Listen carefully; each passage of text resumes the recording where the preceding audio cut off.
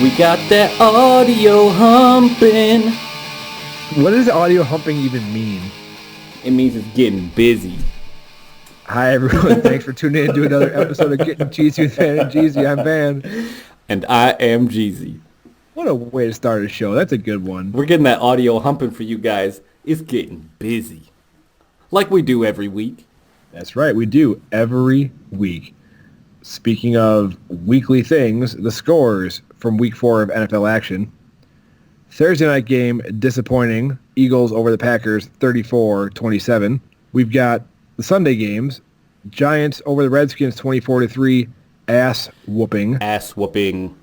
Chiefs sneak one out over the Lions, 34-30. Sorry, Lions. Sorry, Lions. Titans over the Falcons, 24-10. No one cares. Browns put up a good amount of points on the Ravens, 40-25. It's not quite an ass whooping, but that one stings for the Ravens. Raiders over the Colts, 31-24. That's a surprise. Yeah, a little bit. Patriots sneak one out over the Bills, 16-10. I was so hoping the Bills would come out of that game as the undefeated team, not the Patriots. Sorry about it. Panthers over the Texans, 16-10. The last 3 games the Panthers have won have been with quarterback Kyle Allen, not Cam Newton. Dang. No one down here wants him anymore. Dang. I'm surprised you didn't bust out Scam Newton. I mean, it's implied. Chargers over the Dolphins, 30-10, which I read the Dolphins scoring differential, how everybody's run up the score on them and they've scored basically nothing, is the largest scoring differential in the NFL since like 1948 or 41. It's been pretty much forever since someone's been this bad. Yep. Buccaneers have a franchise record day, throwing up 55 points against the Rams, who scored 40. I'm going to call it ass whooping. You're going to call that ass whooping? I mean, a 15-point win, 55 total points. When there's 95 points in a game, it seems to me that there was an accident that happened somewhere. Oops. Oh, man. Oops. Another pick six. Sorry. Oops. Oh, special teams touchdown. Oops. Like, that's not a real score. That's a lot of oopsies. Yeah, that's a fucking mess. We got the Seahawks over the Cardinals, 27-10. We've got the Bears over the Vikings, 16-6. Jags over the Broncos, 26-24. The Saints over the Cowboys, 12-10. Surprising. So what do you mean surprising? That's not surprising whatsoever. The Saints won with 4 field goals. First time they've done that since 1998, by the way. Ridiculous. Keep going. And then tonight, we won't have a chance to report on the Bengals-Steelers game, but we both picked Cincinnati to be the winner for that game. So, all that being said, with our picks from last week, the current records as they stand, Jeezy still in the lead, 22-7-1. I am following that with 19-10-1. Obviously waiting on this evening's scores. What can I say? I'm still the greatest of all time. Although I did fall one, damn Cowboys let me down. See what happens when the Cowboys have to play a decent team instead of the 3 worst teams in the NFL? I don't know how they put up 10 points only. Because they're not that good. Zeke put up less than 50 yards.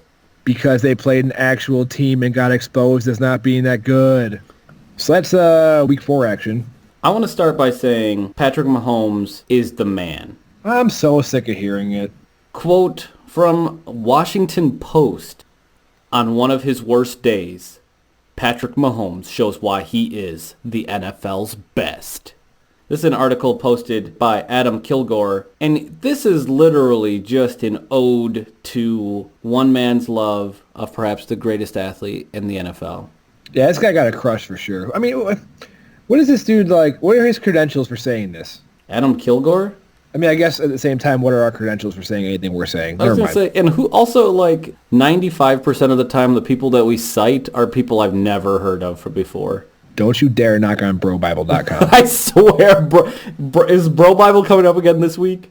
Yes, actually, yeah, it is. What the actual fuck? Is that a real source? Even Wikipedia is like, oh, Bro Bible. It's for the Antonio Brown section. Okay, fine. Keep on with your Mahomes man love. Quote from the article. He, meaning Mahomes, dragged the Chiefs to a 34-30 victory over the Lions in Detroit, spearheading a 79-yard touchdown drive that ended with 20 seconds left in the fourth quarter. Even after a sloppy game against a previously unbeaten team, the Chiefs are 4-0. Don't care. I'm just saying that Patrick Mahomes, when his team doesn't show up, puts all of them on his back and carries their ass to victory. That's what Aaron Rodgers does. He does. I'm not saying he doesn't, but anyway, I don't have to dwell on this too much. I want to give one comment. I'll let you react to it if you like, and then I have a quote here that I'm going to use to wrap it up. Patrick Mahomes, I think, is leading the race to be the NFL MVP. At 25% of the games in, I think it is easy at this point to say he is leading the race to be repeat NFL MVP.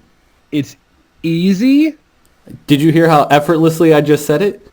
Easy. You know what I was thinking, actually, is I wonder if, and this is a topic for later, but will we ever truly see another most valuable player? The player who is the most valuable to his team or the league. I don't know if we'll ever see truly another most valuable player again.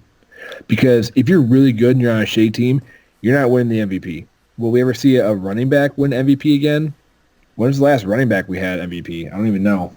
I don't know. I feel like it's pretty much a quarterback's game these days. All I know is when it comes to that quarterback game, it's tough to find anybody better than Mahomes. I think I said it last week. I think we're starting to see the new wave coming in. Here's a big-ass quote. Just finding whatever way to win the football game, Mahomes said.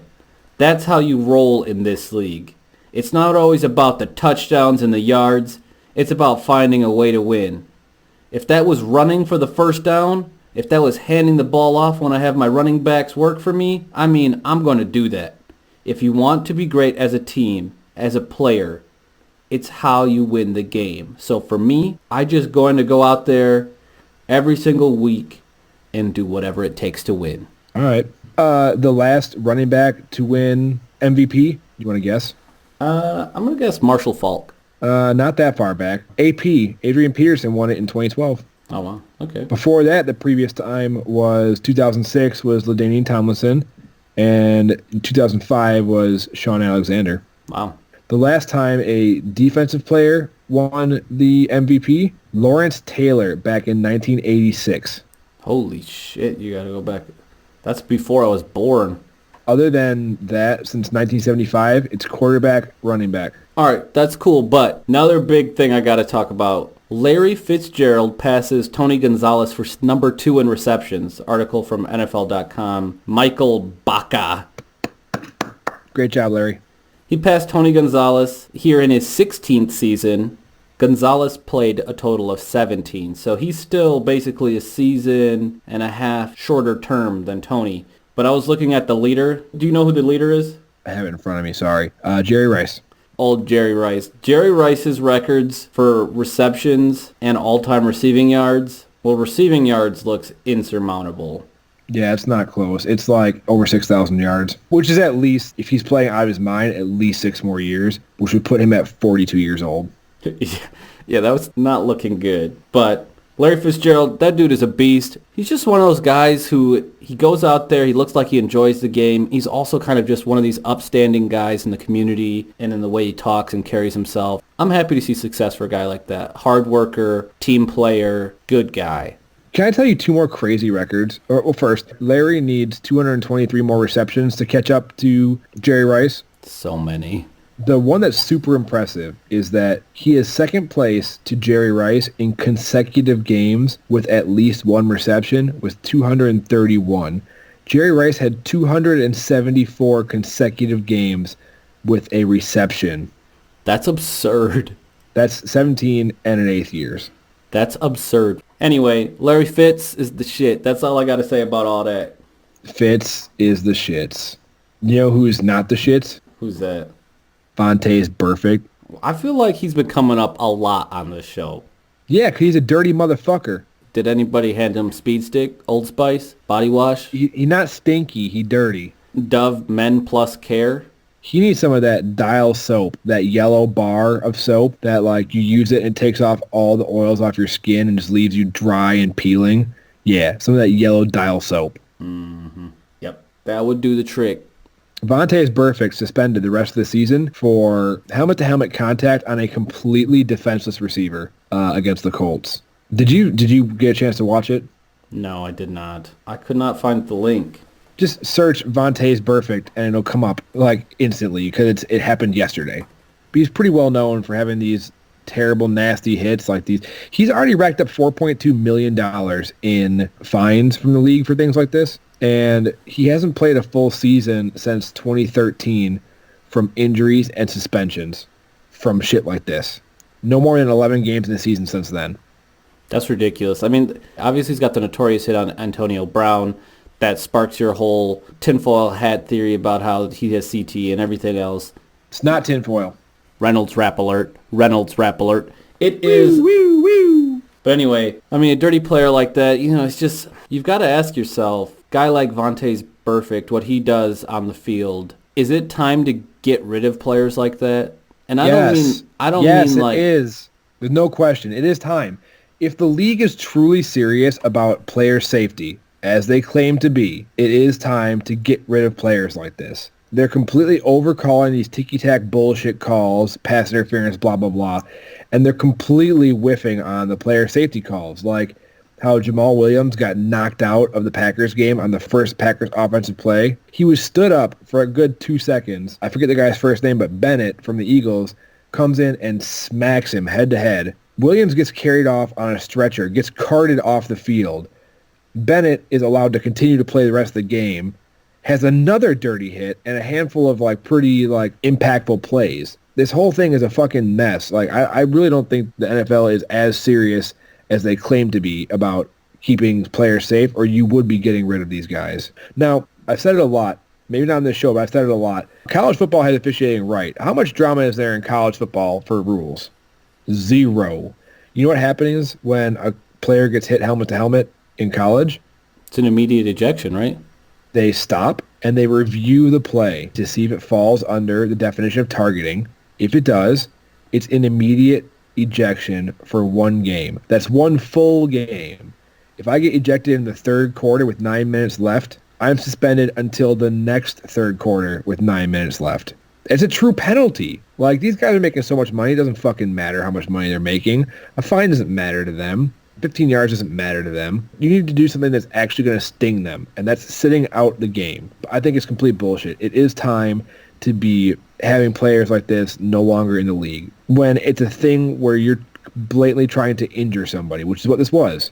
The tight end for the Colts, I forget the guy's name, he is on his knees, kneeling down, having just cut the ball, kneeling down, would have totally sufficed to run up to him, put two hands on him to mark him down. Instead, fucking spears him head to head. It's ridiculous. It's obscene. It's a mess. It's a complete mess. I don't know why the NFL is so resistant to go look at college and figure out what the fuck is working in college, because it is. So sick of it. I just want the NFL to do college rules and be done with this shit. Yeah. I mean, I don't feel that strongly about that stuff. I think... Finish my rant here. I'm sorry. I do care about the targeting. I think that would be a big improvement. I personally like that rule. I think the way they handle that is good. Of course, they can keep the fines on there. The financial motivation, that money can go somewhere positive. But I think you're right that the penalty has to exceed some unnecessary roughness, 15-yard bullshit. It has to make the player actually try to, learn a lesson, right? Vontae's Perfect is a dirty player. He's now got a reputation for being a dirty player. Ndamukong Suh, reputation for being a dirty player. He should have been kicked out of the league, too, for stepping on people and just being a bad human being on the football field. There's no room in the NFL. There's no room in professional sports for attempting to hurt someone else. I agree with that. I want to move on to a new article. No, I got one more thing. Other than that, Go. Other than that, officiating-wise, pass interference is a fucking mess right now. It's a fucking mess. It's a fucking mess. We got to come back to this during the Packers game section. We will. And the reviewing of pass interference is a fucking mess. It's a nightmare. I have mentioned it earlier last week. I feel like this year they're being told if you see the hint of something, just fucking throw the flag. We'll pick it up later. But then they review stuff and then they can't make any fucking decisions. Because the new rule is clear and obvious is the new rule, which is what gets me. It has to be clear and obvious to overturn it, but it can be whatever the fuck on the field. This shit is happening in ultra speed, and human beings are staring at it I think that was that. But no human being can see that shit that fast. The call on the field has to stop having any weight whatsoever. The call on the field doesn't fucking matter anymore. And this is what happens in college. A close play immediately gets reviewed. There's no, like, the ref deciding on, like, it always gets reviewed every time. I said this exact same thing, and you kind of poo-pooed me, like, I don't know, 5 or 6 weeks ago. I was like, we need to get rid of the call on the field and just... No, I've always been a proponent for getting rid of the call on the field. Come on. I said You were talking to somebody else. You're talking to your other van. I was talking to a van, the motor vehicle. Talking to a minivan in a parking lot. And I heard... Not the beardy van sitting behind the microphone. Okay, whatever. We agree then. We either always have agreed or you've at least come around to my side. Either way, I'll take it. Absolutely. The call on the field is stupid. The call on the field should only exist when everything is clear and obvious. There's no contested anything. Did you use the phrase clear and obvious in a way that makes sense? Yeah, because if I could see it with the naked Jeezy, eye... I need to get you a direct line to Roger Goodell right now. Hi, can I speak to Roger, please? Your refrigerator is running. Can we get a review on that, though? Because I'm not sure if it's clear and obviously running. That's the best rendition of that joke this century. That's pretty okay. Anyway, I want to do a quick rundown. Week 4 winners. Both of the Grudens are in this list. Obviously, John Gruden and the Raiders get their win, make their season look decent. Jay Gruden, on the other hand, I think that dude is looking at getting fired after losing again. The Redskins are trash. But it's weird because that organization thinks that they're good.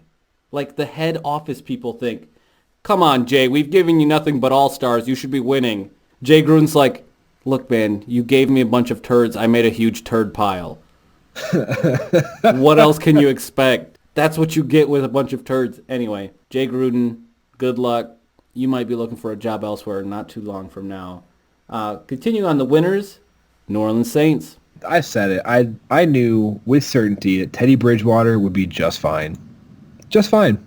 4 field goals. Just fine. Completely serviceable. I'm going to say that I was right because the defense stepped up. Listen to this. Quote from this USA Today article by whoever the fuck wrote it, Lorenzo Reyes. The defense clamped down on the Cowboys' rushing attack, holding Ezekiel Elliott to 35 yards.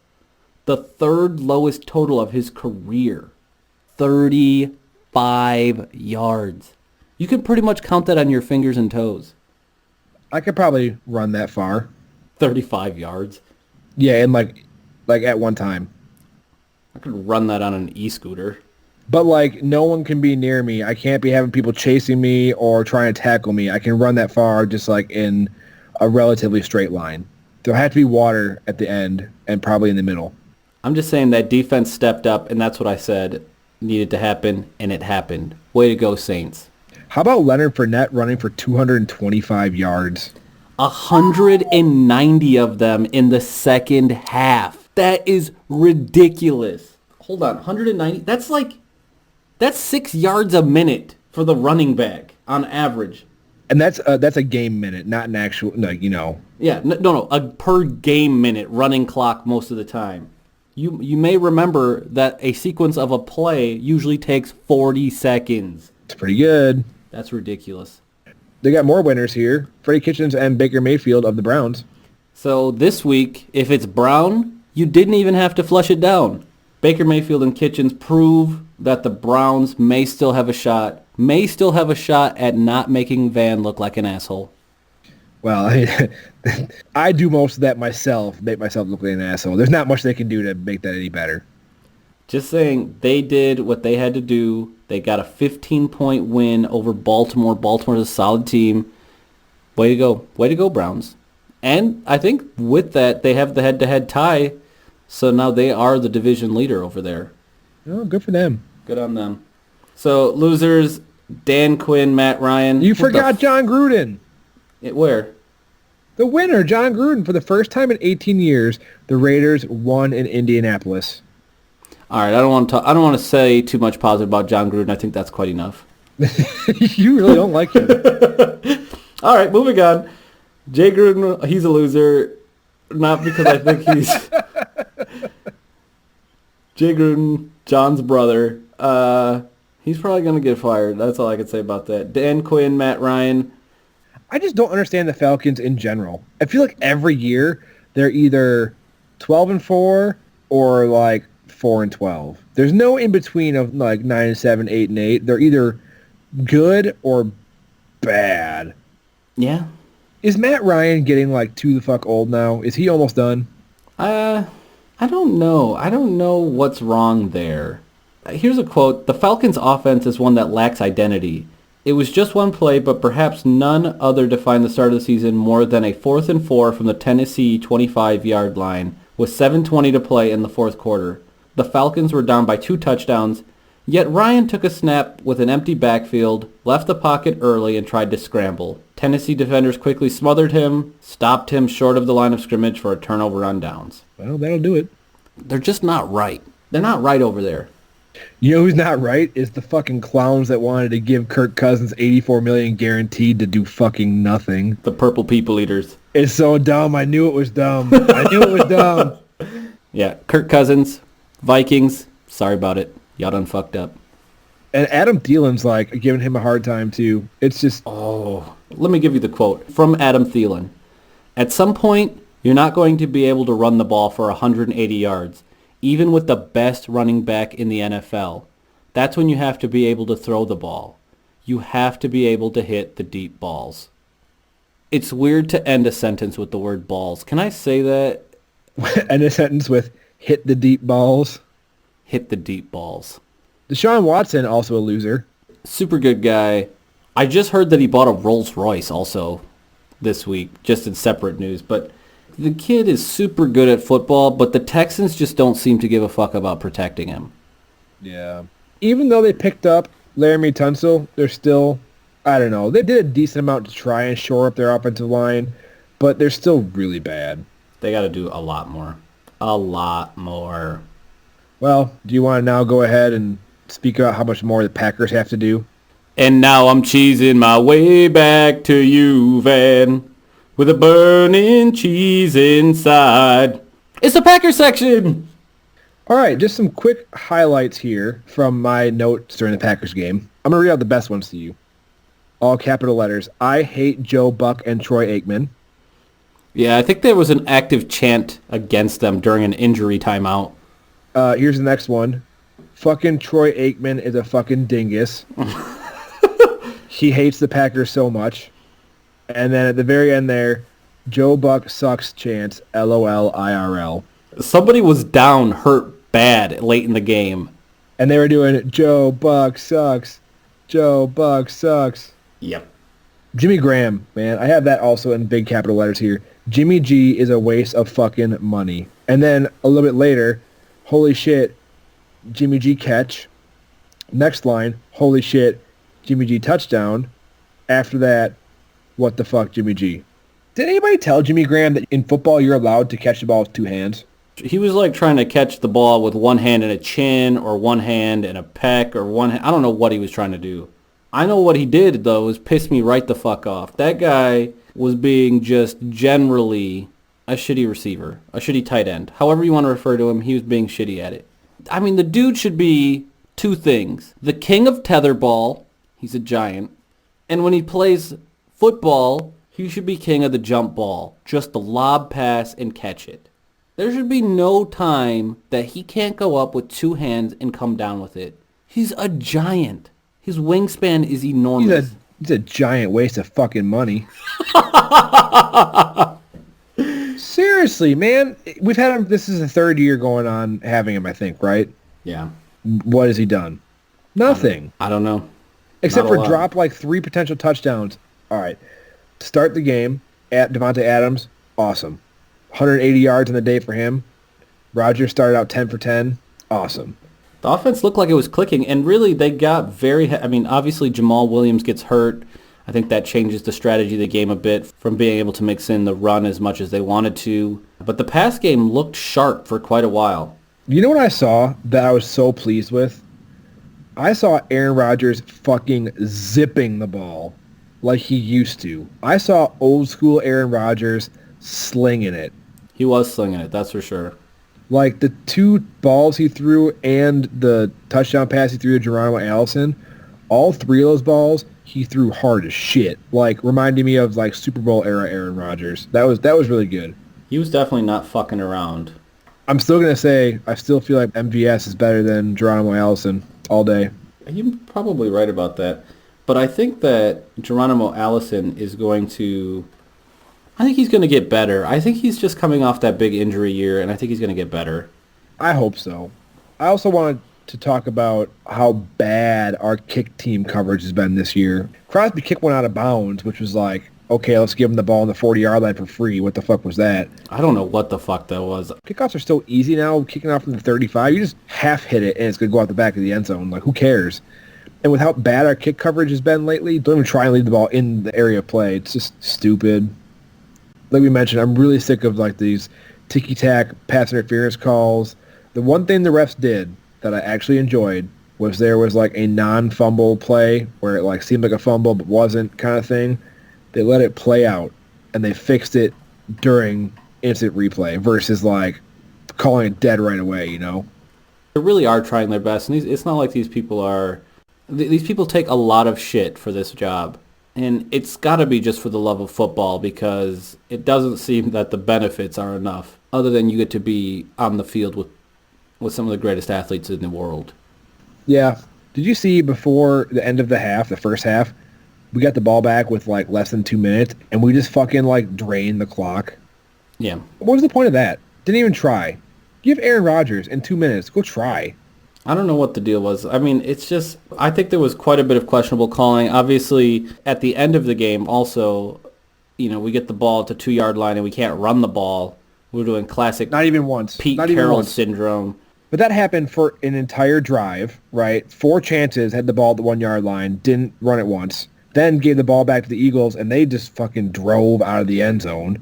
Didn't run it once. What happened to the days of the quarterback sneak? The Eagles do it. So do the Patriots. Patriots do it. Why don't we run quarterback sneaks? You only need 1 yard versus taking the time for the quarterback to drop back, hand it off. That just gives too much time for too much momentum for the defensive players to get a push. I don't know. I don't know what the deal is. I'm going to say 2 things. There was an egregious pass interference call, defensive pass interference when we had the ball. Looked super clear and obvious to me, did not get overturned, which is earlier in the game, obviously has a big impact. But I want to say that at the very end of the game, during that slant route, on that very last play that closes it up, there was again, I thought, clear and obvious defensive pass interference causes that interception. Yes, I agree. And there's no way to call, there's no way, it's... Less than 2 minutes, you can't challenge it. You can't challenge it. It's not a scoring possession. I don't, are turnovers in 2 minutes always reviewed? I don't even know. I thought so, but you're reviewing for the turnover, not for the penalty to be assessed or not. They're only reviewing one specific part of the play. It was bullshit. It was absolute bullshit. We got fucked on no calls on pass interference twice in the same game. Both times hugely affecting the outcome of the game. The one early on, a big momentum shift, causes a different outcome of that drive than we might have otherwise wanted. The one at the end of the game, ultimately sealing our fate to fall 3-1 with the loss to the Eagles. There was also another pass interference that didn't get called earlier in the fourth quarter. Quote from Troy Aikman, who I hate, but I love this quote. He said, "You can go to jail for things less than this."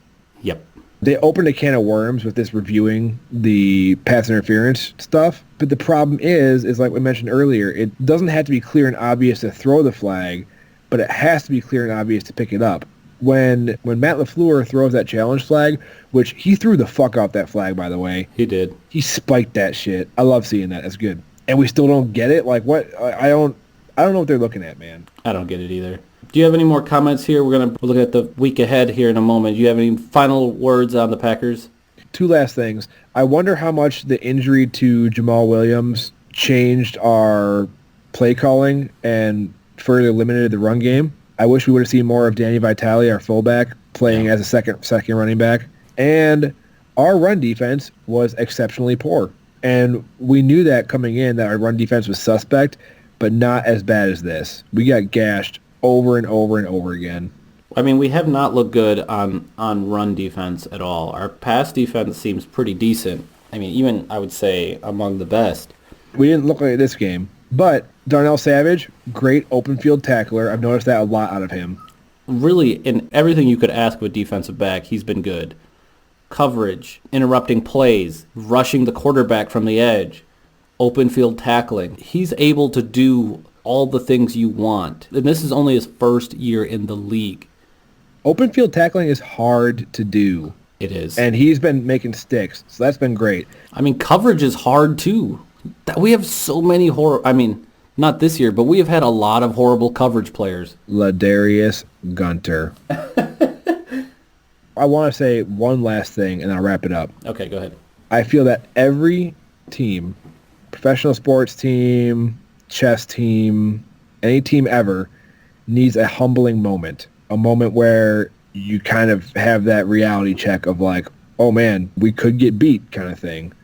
The Packers defense got hyped up for 3 weeks in a row, had the NFC Defensive Player of the Week in Preston Smith. Everybody was touting the Packers defense as being a top 5 defense in the league. And then we got our asses kicked. And I feel like that is one of the humbling moments that this team needed on defense to help galvanize them for the rest of the year. And even so, 15-1 is not a bad record. Yeah, 15-1. I hope that's what we're looking at. But I agree. You got to have those moments that keep you honest. And this game was just one of those inflection points where we have to decide, are we going to take it, turn it into fuel, and become that much better? Or are we going to shatter this false veneer of being just the greatest team on earth? That's what we have to see, is what this team is made out of and what this team is made out of under this coaching staff. So with that, we're going to look at the week ahead. We have Packers coming up with the Cowboys, both teams ending their flawless streaks with disappointing losses. We're going to bring in previous caller, big-time supporter of the show, Durrty Dan. We're going to dial him in right now. Yo, how's it going, guys? We are living the dream out here. We're just did a quick rundown of the Packers. We wanted to bring you in. We're looking at the week ahead. Obviously, we got the green and gold going up against the boys. Wanted to get your take on maybe 1 minute on what you saw this past week from the Cowboys and what you're expecting in the week ahead. All right, what I saw this last week from the Cowboys was horrible. Their offense was trash.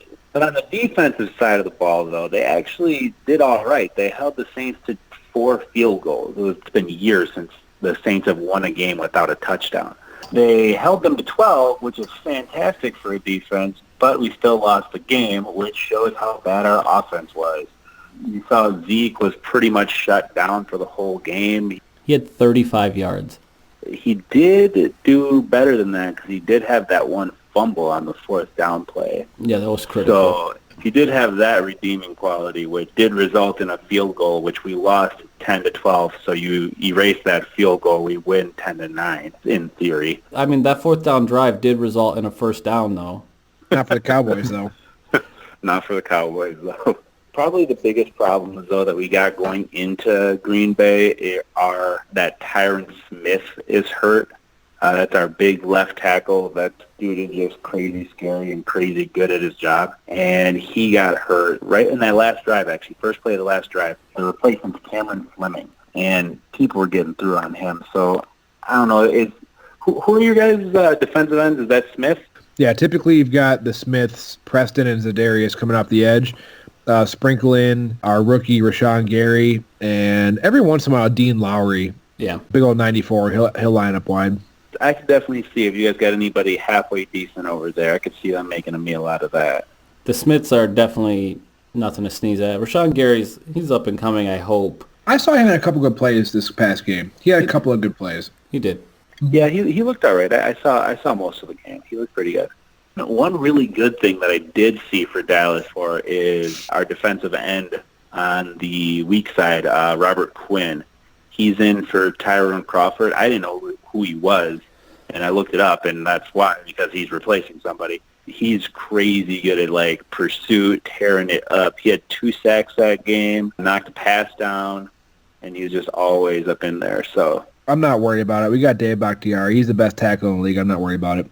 All right, but he can only block one of them. I'm not worried about it. Side and DeMarcus Lawrence on the other side. You can only block one with Bakhtiari. So. Oh, you mean that we'll just have Brian Bulaga on the other side, another one of the best tackles in the league? Oh, I've been seeing Aaron Rodgers get hit quite a bit back there. So he barely got hit the past 2 games. Barely. I know I saw a game where he got sacked like 4 times, didn't he? I don't remember if that wasn't last week. Why are you always bringing up old shit? I'm just saying. It's possible to get up in there, and they about to get up in there. Just a quick note, I'd say that the keys, if you guys are trying to come away with the W, definitely got to shut down Zeke. And if you guys can get in Amari Cooper's head, like the Saints did, that pretty much shuts down a lot of the passing attack. And if you guys can cut out those 2 pieces, that's the Packers' best shot, I think, at beating Dallas. I think if you want to beat the Packers, what you have to do is convince us to take the ball at the 1-yard line, because it's seemingly we cannot score once we're within. If like the 20 and closer is the red zone, it's like the 5 and closer, the red hot zone. It's just like Matt LaFleur you guys just have to like pin us in the 5. From any point, just run with our guys, tackle them within the 5. That pretty much guarantees we'll walk away with no points. I like how a punter is supposed to try to punt the ball within the 10. Like our defensive backs should just give up big passes, but only up to the 5-yard line. It's just going to be like 80-yard passes all game and just tackle guys within the 5. Yeah, we're going to have like 800 yards of offense, but 0 points. I'll pass it up the ladder. I want to point out the last time the Packers and Cowboys played was October 8th, 2017 in Dallas. Packers pull out a thriller 35-31 win with 9... Wasn't that in the playoffs? No. That was another time. Sure? That was another time we beat you guys. I got it right here, Durrty Dan. I got it pulled up right now. October 8th, 2017. There were 93,329 people in attendance, in case you were wondering. I was. So that works, thanks.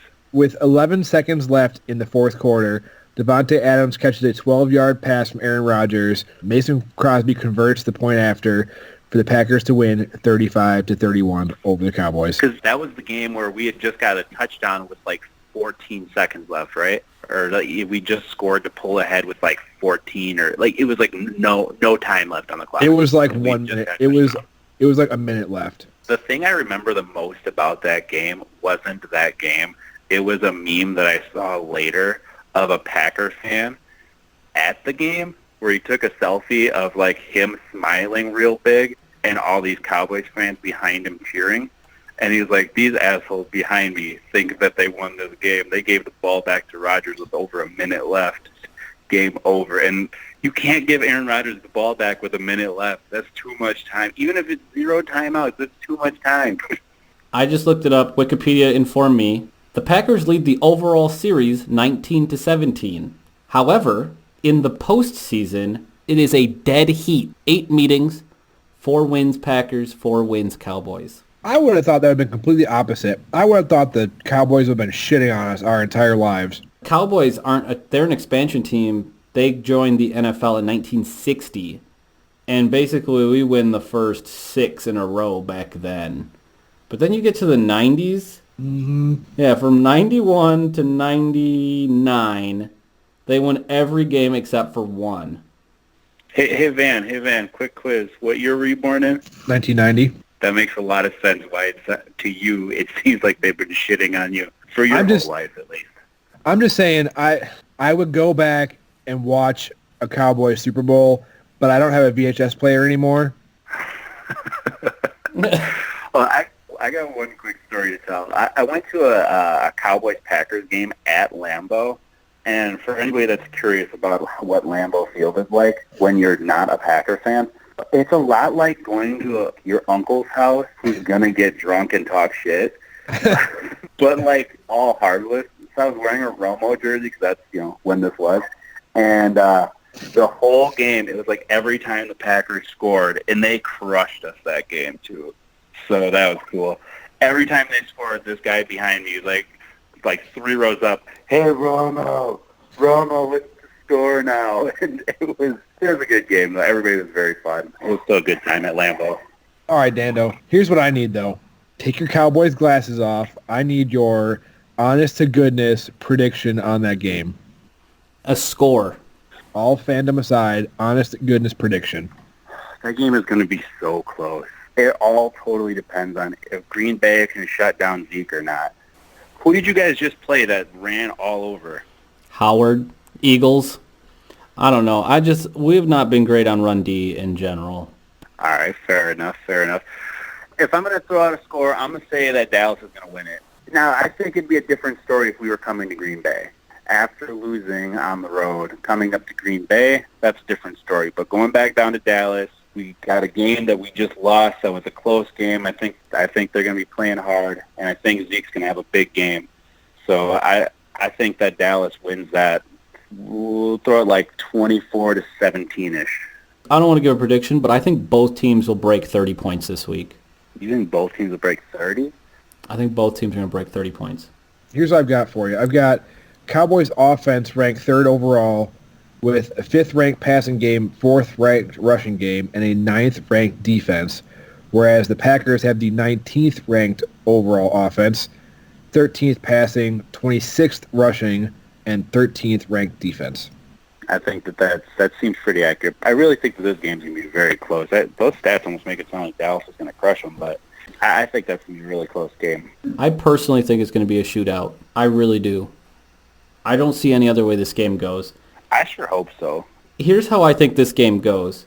The first quarter is going to go by in a blur of scores where Dallas is going to leverage that running game, and then it's going to become a fucking shootout for the rest of the game. Are you ready for the Van Scroll of Truth? The Scroll of Truth? I've been waiting for it every day of my life. What do you got? Zeke is going to open up the Packers defense and shit down our throats. Yeah, it's not going to be good. It's going to be bad. I'm testing my fandom here. It's either going to be Packers winning 24-21 or Dallas winning 35-17. Those are my two guesses. But I think either way, Zeke's going to run all over us. I think turnovers for the Packers are going to be crucial. I think that the second half of this game turns into a shootout. Unless our ability to shoot out is completely gone, I don't see any other way that we beat Dallas. I don't think we can beat them in a ground and pound, physical, drain the clock game. I think we match up against Dak just fine. Just fine in the secondary. Exactly.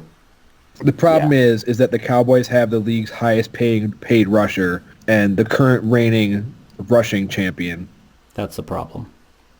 And our defense is not stout against the run whatsoever. No, not good against the run. But I'm also a firm believer that any team can beat any other team on any given day. And I don't want this to sound like I'm counting the Packers out for any reason whatsoever. I just think that there's a lot that needs to be done to contain certain people to keep the game competitive. Yep, agreed. Yeah, I think Dallas has got it. I agree. What the fuck? Oh, come on. And with that, we have to bid you adieu, Durrty Dan. We got to keep it moving, but thanks for coming on the show. And with that, thanks, but fuck off. Yeah, get the fuck out. Just kidding. Come back anytime. Yeah. We'll see how the game goes, and maybe we'll call back next week or see what we got. Yeah, that'd be fun. Thanks for having me on. Good talking with you both. Have a good show. All right, thanks, homie. Catch you on the flip. Okay, love you, bye-bye. Okay, love you, bye. Bye. Whoa. It's the fucking gossip section. You just stole my Ooh, I tell you, we're humping today. We're hustling today. All right. Getting busy. Remember how I told you that Antonio Brown was like going back to school? Yeah. He asked for help on Twitter. He said that he needed help. You can't ask for anything genuine on Twitter. Well, check out. He's taking 4 classes. One of them is MGT 312. I don't know what that is. Management, maybe? Yeah, it sounds like a management class. ENG 303WI, English. I was going to say it's either English or engineering. REL 334WI, whatever. And SOC 323, so social studies, I'm sure. He tweets out, my English paper due by tonight, 12 a.m. Need a proofreader. Make sure A's and B's. Hashtag ENG303. The problem here, my English paper due, spelled D-O, not D-U-E, by tonight, 12 a.m. Need a proofreader, spelled P-R-O-F, not P-R-O-O-F. Make sure A's and B's. No punctuation or anything. This person screenshots it, underlines the misspellings with red like the Microsoft Word, draws a big F on top of it and says, see me in office hours. Sorry about it, AB. Get your motherfudging levels up. This person corrects him on due and proof and says, "Got you, bro. It's going to be a long semester." This person's got the best one, probably. "I'll do it for 30 million guaranteed." I could grade that shit for 30 mil. This person says, "Somebody send Rosetta Stone to his English teacher's house ASAP." That's fucked up. This one says, "Imagine getting paid millions by the NFL and throwing it away just so you'd be stuck with writing English papers." It's a gif of Mr. Rogers putting on a clown mask. But what about Ralph from The Simpsons with the classic quote, "Me fail English? That's impossible." These are so good. They're so good. All right, it's enough clowning AB. We've got serious AB news here. Oh, yeah. He's expected to set off a legal battle for $61 million. And the quote is, "The legal battle to recoup more than $61 million he believes he's owed from the Oakland Raiders and New England Patriots," according to reports on Sunday. He's expected to file a list of grievances and appeals in an attempt to receive compensation from the two teams after being released. If he follows through, he would be the first player in NFL history to have 9 different appeals generated from one season. That's crazy. He's looking for a $9 million signing bonus from the Patriots, $29 million in salary guarantees from the Raiders, and unpaid salaries of $20 million from the Patriots for an option in year 2020. Doesn't make any sense to me. That one doesn't. I don't know if he's going to get any of this money. It's hard for me to guess, but I don't see it happening. Yeah, I'm not like a lawyer. I don't know any of this legal mumbo jumbo, but to me, the word guaranteed means guaranteed. So as far as I understand, there are stipulations, like guaranteed means like if you play in good faith and you get hurt or you whatever it is, but that's not exactly what happened here. I think the Oakland Raiders basically cut him before his guarantees are due, and the Patriots cut him due to player conduct stipulations. Obviously, I've not seen a copy or read a copy of his contract with either of these teams, but I know there are stipulations, even in guaranteed money, of things that can void certain parts of guaranteed money. I don't know how much, but he's going to get some money. He's going to get some of it. Yeah, he probably will get a little chunk, but not too much. I don't think he's not gonna get all 60 whatever million dollars. I saw a pretty good meme too that was like, maybe I said this last week, I forget. It was a picture of a shopping rack and it said Antonio Brown becomes the first player in NFL history to have his jersey on 3 teams' different clearance racks. Womp womp. Maybe they'll sell out all those clearance things to pay him $61 million. Anyway, I think that pretty much wraps up the gossip / Antonio Brown section. Time to move on to the prime time picks. So Thursday night this week, we got a good one. The Rams are heading off to Seattle to face the Seahawks. Van, who you got? I'm torn because the Seahawks don't look that good, but the Rams should also be reeling a little bit from that loss, and they're playing in Seattle. You know what? Fuck it. I'm taking the Seahawks. Give me Rams all day. The Rams are going to show up hungry. Both of those teams just played the Saints. The Saints made both of them humble. Now it's time to see who learned the most, who was motivated the most, and I think that's going to be the Rams. That's the Thursday night game. The Sunday night game, Colts and Chiefs. Jeezy, who you got? Chiefs, baby. The league's MVP, soon to be back-to-back. Stop. Patrick Mahomes is going to lead the Chiefs at home in Arrowhead. I think they get a clear W here against a very good Colts team, but I think the Chiefs are staying hot. I have to agree with that. Monday night, we get an interesting game. 2 teams, obviously one with a lot to prove, the other trying to just prove it quietly. We've got the Browns against the 49ers. Who you got? Listen, Ram Jam, I'm in your corner. 49ers. The Browns leave the Eastern time zone, and they get that ass-whooping out west. Historically, teams that have to travel that far tend to play worse. The visiting teams that tend to lose. That is true. I think that's to a lesser degree when heading west than when heading east, but I believe that is true. Nonetheless, I'm going to stick with the 49ers as well. I think they're going to do the damn thing. Jimmy G is giving me no reason to disbelieve in him, and I got to think that they're going to go out there and do it again. All right, Jeezy.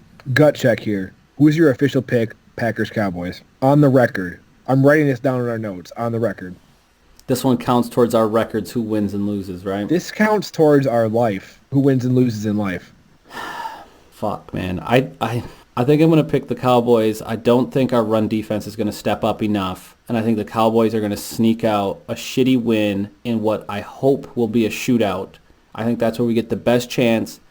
And there's just going to be too much time of possession. I just feel like the Cowboys have a scheme and a situation where they can just have the ball for 75% of this game if they really want to. Go, Pack, go. Go, Pack, go. Taking the Packers all day, every day, Jeezy. I can see that now that you're never going to vote against the Packers. That's not necessarily true. It is. The Packers have to show me something. If they win, I don't mind taking this tiny loss on my record. I hope they fucking win. We need a win. Then the strange, not upset, but the strange whatever game this week. Here's an interesting one, I feel. It's two young quarterbacks, two up-and-coming teams, both 2-2 coming into it.